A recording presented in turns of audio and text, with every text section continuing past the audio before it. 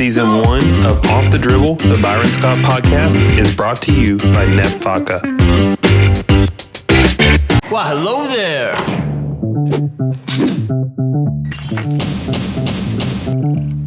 It's just me and the world's best tasting vodka. We are extremely excited to have my main man.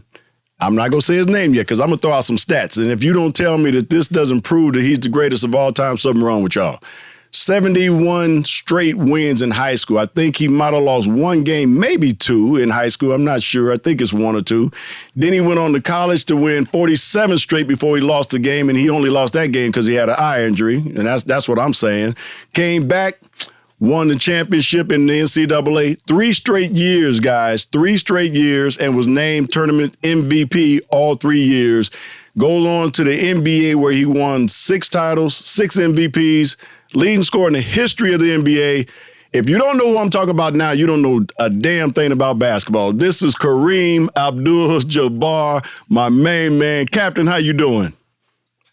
Doing fine, B. It's good to see you, man. Oh, man, it's great to see you as always. And, you know, I've been saying this for so many years, Cap, that I still don't understand why you don't get the credit that you deserve or the consideration when they talk about greatest of all times. You know, and no disrespect to MJ because we know how great MJ was.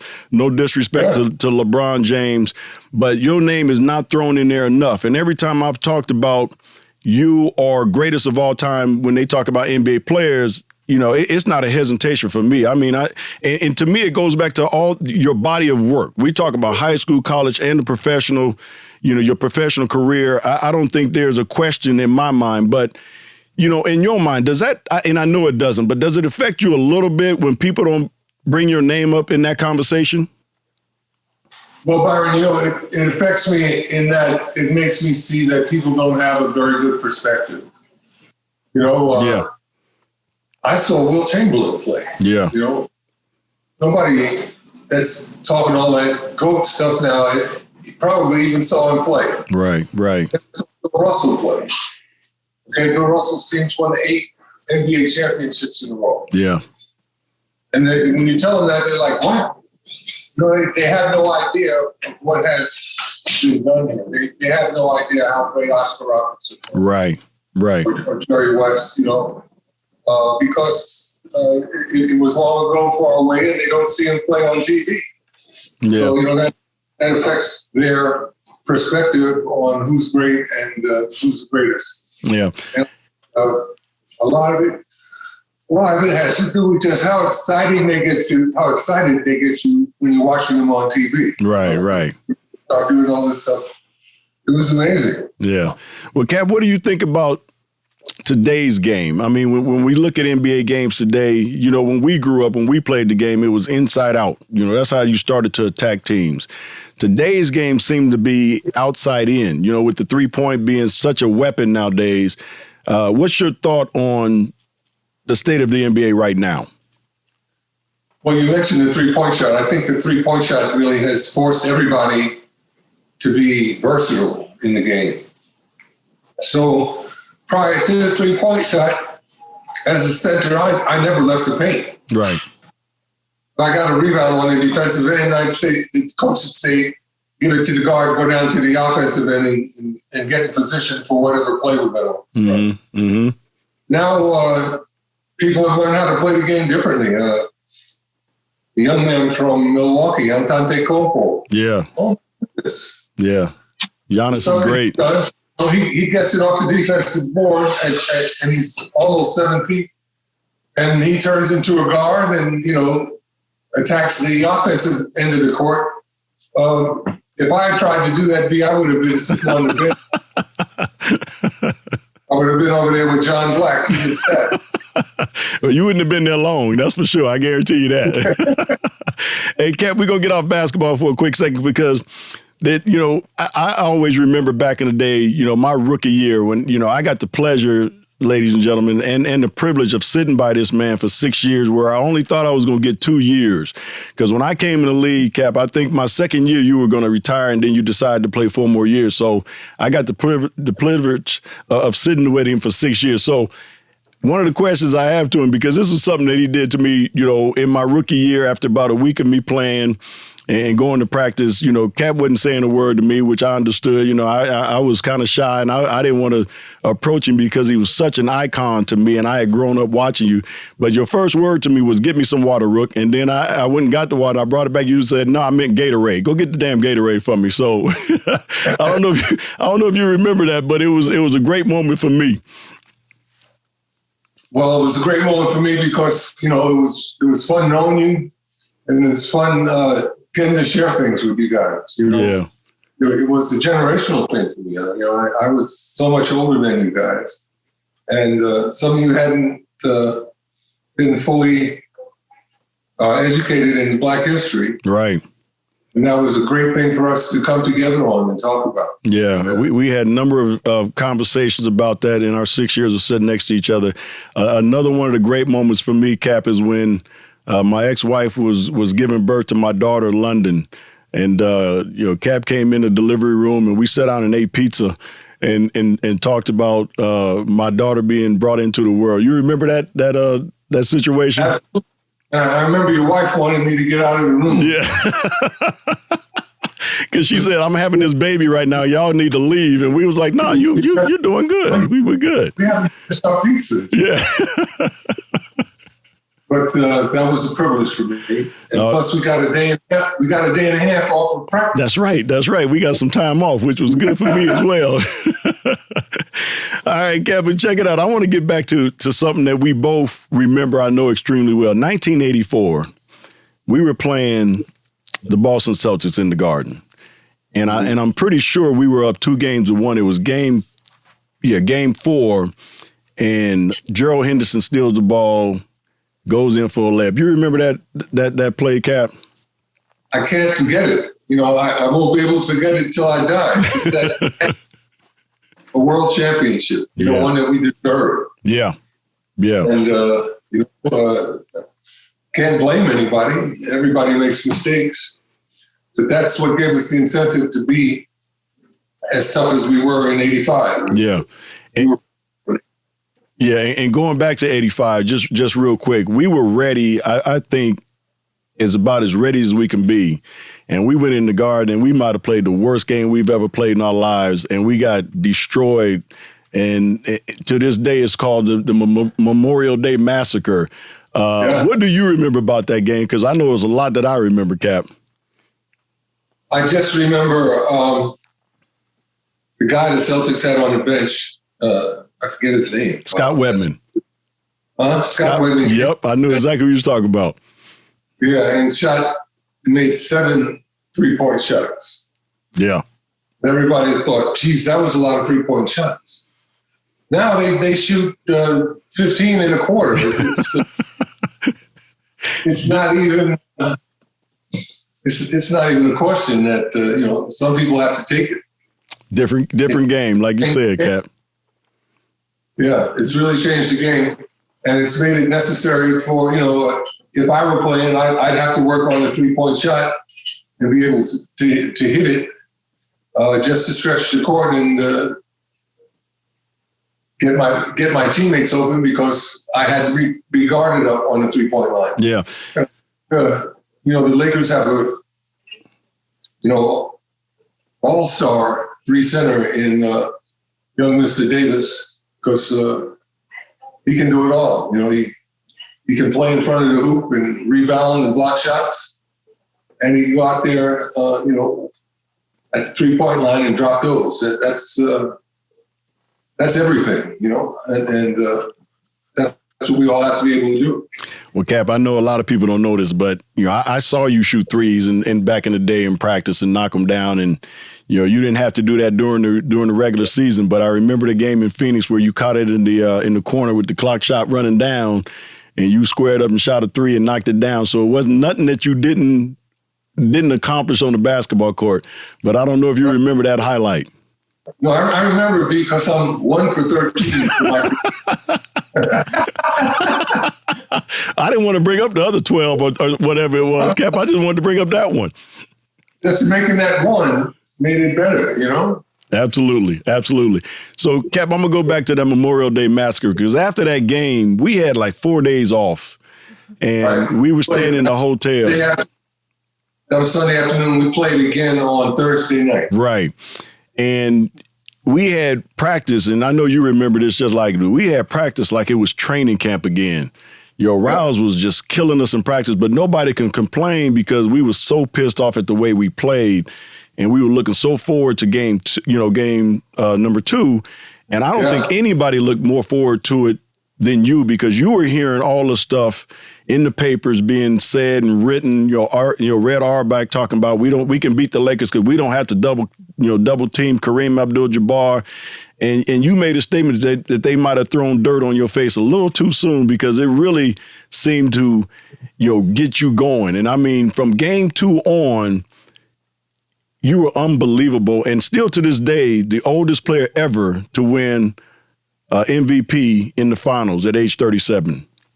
That was motivation, B. To have your chief rivals say that you're no longer worth the trouble of guarding. I had to do something about that just to double check myself to make sure that that was the facts.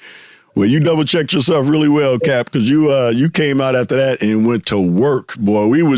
All we did is say, let's just jump on the captain's back, let him take us home because, man, you were possessed. And if I remember correctly, I don't know the exact numbers, but I think from that point on, you averaged something like 37 and 17 rebounds. It was amazing, watching you just destroy them. And Robert Parrish, I'm sure, wanted to tell Red Auerbach to shut the hell up for saying that they don't need to double team you because he had to take the brunt of all that. And you gave it to him. Hey, Robert Parrish and McHale. Hey, McHale was tough, man. Yeah, he was good. And we didn't figure it out until we put James on McHale and then let me come and help. Yeah. Because I could get to McHale's hook or his jumper over James's shoulder. Yeah. And that kind of messed up their play for when they posted up McHale. Yeah, neutralized him a little bit more. Yeah, and then I'd get the ball, then they come and double team you, and they'd be looking to guard you, and that's when Cooper was right there at the free throw line. I just saw him a bounce pass. He was like 4 for 6 or something. Yeah, Cooper was knocking him down, boy. I mean, after that game, we were all so focused. It was beautiful to be a part of, that's for sure. Cap, I'm going to take you a little bit back again. I want to take you back to your days of, and this is something that we talked about at practice because you were the first person I ever saw do yoga at practice. We all was over there stretching, thinking we getting all ready, and you would go over in a little spot and do your yoga, and which at that time I had no idea what that was. I just thought you was doing some weird stretching over there, but it was something that obviously allowed you to play for 20 years. But I want to also go back to not only the yoga, but the martial arts. You were a black belt. You learned from Bruce Lee, who was one of the greatest martial artists of our time. Take us back to how you and Bruce kind of met and how you got involved in martial arts and then also in yoga. Well, I started studying martial arts in New York during the summertime between my sophomore and junior year at UCLA. And I was studying Japanese style. Mm-hmm. When I came back to start school, I wanted to, keep it up, maybe go once a week because, it really interested me. So I went over to the Black Belt magazine. I knew the guy that published the magazine. And he said, that style that you've been studying, they teach that here in Los Angeles. But there's a guy named Bruce Lee who has his own style. You might want to study with him. It's very interesting. And it kind of piqued my interest. Mm-hmm. So I went over, he set me up to go over to Bruce's house, right? So I go to Bruce's house. Bruce asked me a lot of questions about the martial arts. I told him, my dad boxed. And I had to fight a lot when I was a kid in the neighborhood and all that stuff. Bruce, I had some experiences like that myself, So, we had some things in common. And then he said, well, show me what you can do. He had a heavy bag. He set the heavy bag up, said, I want you to hit the heavy bag And Bruce got behind the heavy bag and braced his body against it and had me punch it and kick it. And, that's what I can do when I punch and kick. So Bruce said, that's pretty interesting. So they said, well, let me show you a few things. So Bruce called his wife out and said, get behind the bag, and brace yourself. And I'll have my wife, Linda, she'll punch and kick the bag. And she kicked the bag and my body flew off the other side. She was able to generate that much power and strength and, push that energy through the bag, and it made me fly off the opposite side of the bag. And from that point on, I said, I got to be able to do that. And that's how I got into it. And, so glad that I did that.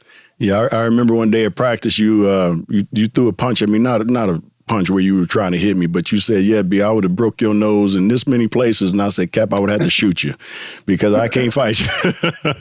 Right, I wouldn't have been able to make it to my car living in the neighborhood. I had to keep something in the car. I had to get to Inglewood and home, so I had to keep something in the car, Cap. Right, so, it would have been like too bad for me if I had done it. Wouldn't have never done that. Cap, but listen, you also had an incident that I remember that I smile about, and I used to laugh because the Kent Benson incident where Kent Benson elbowed you. Just deliberate elbow where he shot it. If anybody go back to YouTube, they can look at this. And deliberately just tried to elbow the crap out you, and he hit you in a great spot where you just bent over, and then play goes on. And Cap, you kind of gathered yourself, you ran down the court, you squared up and just said, pow, and knocked him out. So I know. I'm so sorry I did that, B. I was going to ask you, do you ever regret knocking him out? I kind of enjoyed it myself, to be honest with you, because I thought he deserved it for the shot that he gave you. But yeah, it was a cheap shot. It was a sneaky shot. Yeah. And he did that because his coach, Don Nelson, told him he had to rough me up if he was going to be successful. Mm-hmm. And he just made himself a problem. And you broke your hand, if I remember correctly, you broke your hand when you did it. Yeah, and it didn't make any sense. Yeah. But every time I saw him after that, I made sure that he realized that I don't know how to play. Well, Cap, I want to get to a little bit of, we both were able to transfer into the coaching field, for a little while. And I know how my transition was. How was your transition from coaching to playing? I had a tough transition because people didn't think that I could deal with people, back and forth, and the give and take, Mm-hmm. Human interactions. Mm-hmm. Coaches have to know how to do that. Right. They didn't think I did that because I always kept to myself. So it was tough for me. I started on an Indian reservation. I remember that. And then I coached a minor league team in Oklahoma City. And I was like, you know what? The door isn't going to open. And I just given up thinking that the door was going to open for me to get an opportunity. And then the Lakers drafted Andrew Byron. Mm-hmm. And Andrew had played in high school. He played like a year and a half of basketball. And he originally started playing football. So, his basketball skills were at the very, very beginning of development. Right. And I was able to bring him along and, just make him work every day. He didn't like the game, but he liked making millions of dollars each year. Of course. So he would listen to me and do what I told him for the 4 or 5 years that I coached him. Yeah. And we won 2 world championships. Yeah. So, I had a good experience just getting him to do some fundamental things, rebound, block a few shots. And he could hook his finger over the rim without getting on his tiptoes. Wow. Real long arms. Yeah. And it really made it was perilous for the guys trying to shoot. They couldn't shoot on him, man. They just had to pass the ball outside because you couldn't shoot on him inside. He was good at that. And we beat the Orlando and the Celtics. Yeah.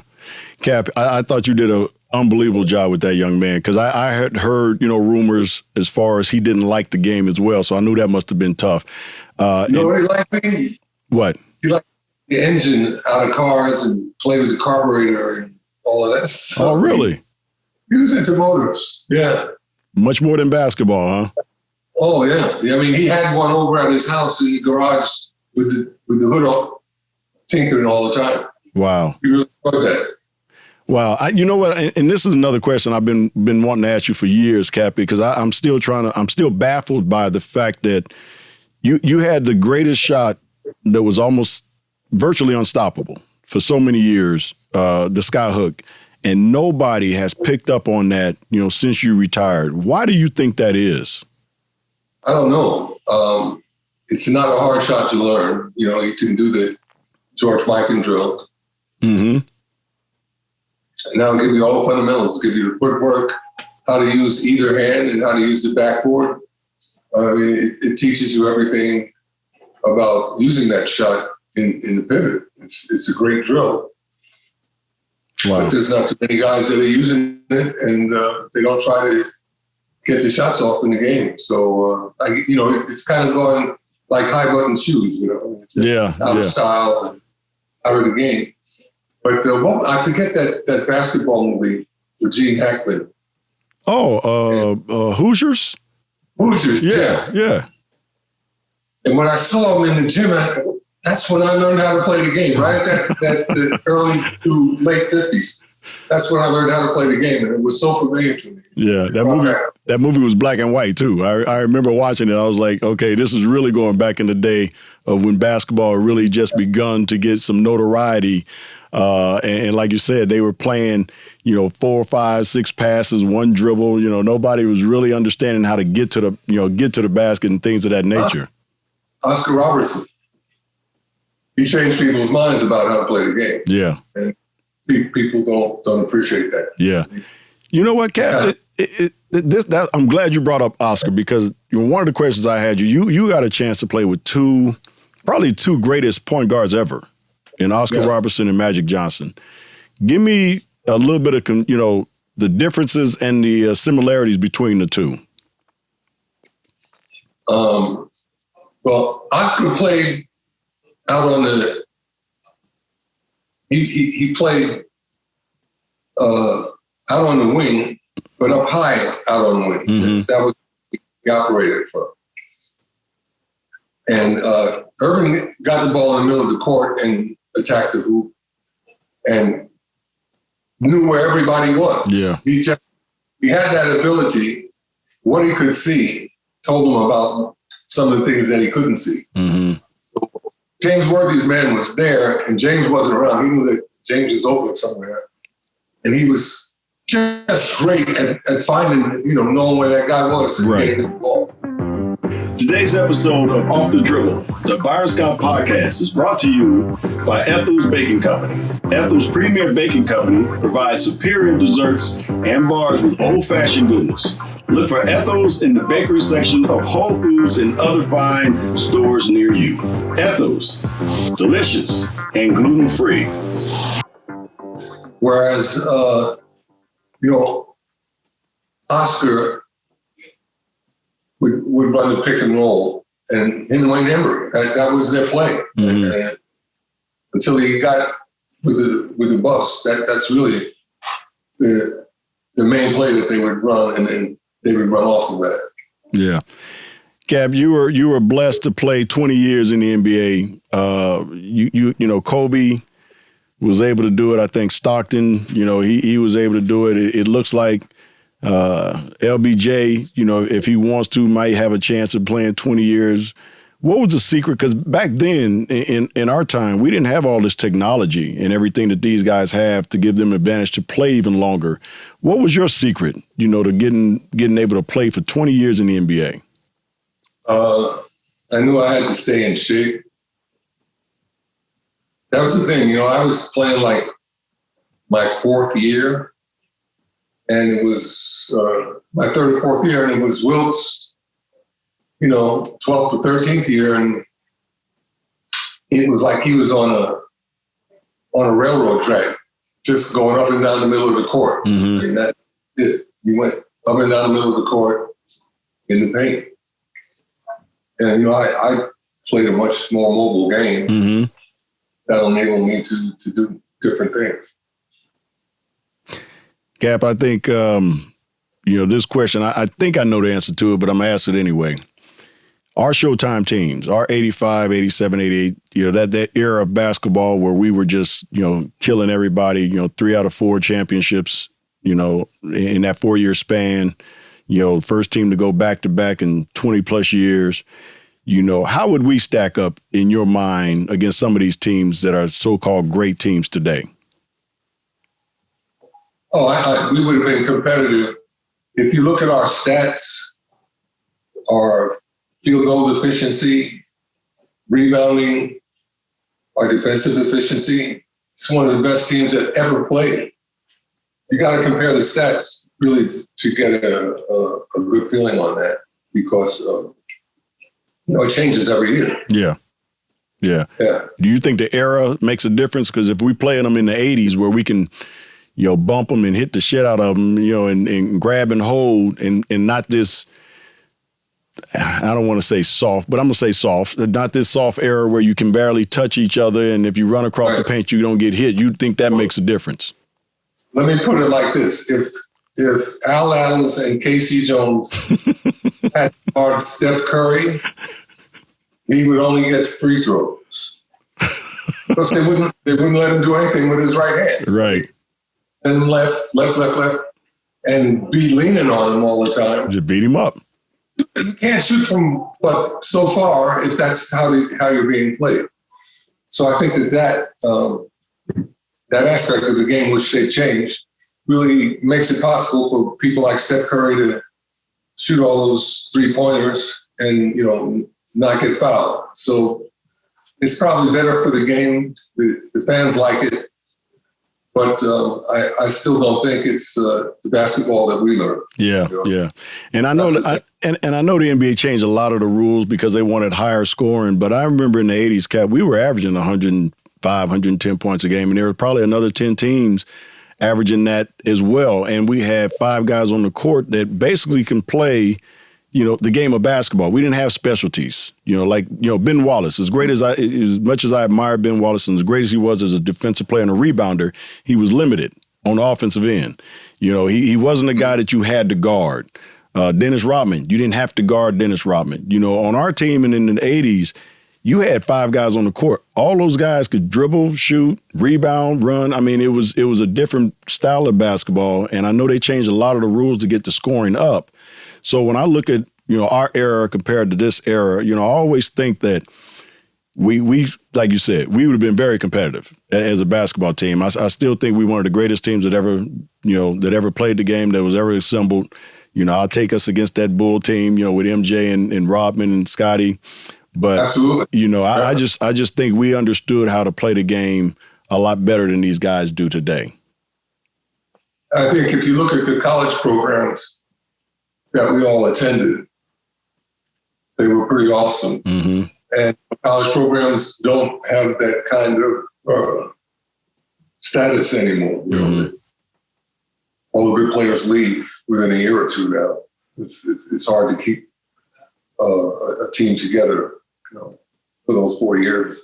So it's really changed the nature of the college game. No, I agree, Cap. I agree. Man, Cap, this has been so good, man. First of all, it's just so good catching up to you. I got a question to ask you. What were they thinking? You took your team to the NBA Finals twice and got fired. Man, how could they even think like that? Cap, you know what? I asked myself that question for about a year when I was in Jersey. And then I said, you know what? Life goes on, you move on. I didn't understand it, to be honest with you. It's kind of the same thing in New Orleans. I win Coach of the Year. We had more wins in that franchise's history. The next year, we had a ton of injuries, still make the playoffs, lose to Denver, who eventually lost to the Lakers in the Western Conference Finals, and get fired from that job. But I think a lot of it was because of me not submitting to what they wanted. You know, at times I would have GMs come in and say, we need you to play this guy. And I was like, look, man, I'm going to play the guys that I feel going to give me a chance to win every single night. And, you know, I have to look myself in the mirror because, you know, to me, I would always say, you're going to fire me anyway. You know, if I do what you want me to do or if I do what I want to do, you're going to fire me anyway. So I'm not going to do what you want me to do and then you fire me anyway. I'm going to do what I want to do. You know, I'm going to play the guys who I feel can help me win because at the end of the day, it's going to be the same, you know, the same alternative. You're going to fire me anyway. So, you know, it was just one of those things that, you know, after so long and after a while where, you know, it just grows on you and you just, you know, you get to the point where you just don't want to deal with it anymore. And that's where I got to the point in the league where I just didn't want to deal with the politics of the league. And, you know, I think we've all been there in some, you know, at some point in time. And I was just tired of it. You know, I was just tired of it. I know exactly what you mean, B. So, but Captain, I want to tell you something, man. It's been a pleasure and an honor to have played with you. It's been a pleasure and honor to have known you for so long, to call you such a great friend, man. I look at us now and I go, man, it's almost been 40 years. Scary. Almost 40 years since we've known each other. And I remember when I was about to get married to my beautiful wife, Cecilia, and I sent you the invite and you was like, B, I'm looking forward to this. Got my white tux ready and everything, you know, just looking forward to seeing it. Huh? I went and bought a new suit. Cap, but I'll tell you what, we didn't have a wedding, but we did get married. But what we are going to do is we're gonna do a nice big old reception for us. And you know you're going to get the invitation. So you can still wear that white suit. You know, you can still wear that white suit to the house and we're going to have a nice big old party. I haven't worn it yet, dude, so. Okay, well, Cap, now you're making me feel bad, Cap. You know, you're making me No, I'll save it for. Okay, cool. You saving it, then we're gonna do it. I guarantee we're gonna do it. But Cap, I want to thank you for coming on, man. This has been fantastic. You know, obviously with me and you, it ain't gonna be the last time that we talk because again, I'm gonna call you when we had this party so you can finally meet my wife and we can have some more good times and a glass of wine and some food and just enjoy ourselves again. That's the deal, B. Yes, sir. Captain, again, ladies and gentlemen, Kareem Abdul Jabbar, in my opinion, the greatest player of all times. Thank you, Cap.